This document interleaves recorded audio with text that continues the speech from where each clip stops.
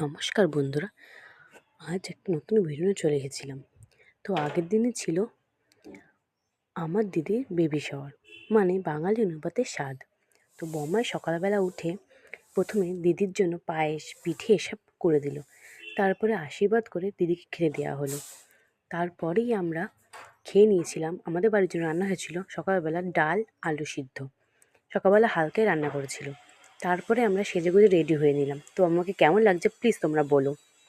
তারপরেই দিদিকে খেতে দিয়ে হলো। তারপরে আমরা খেতে বসে পড়লাম।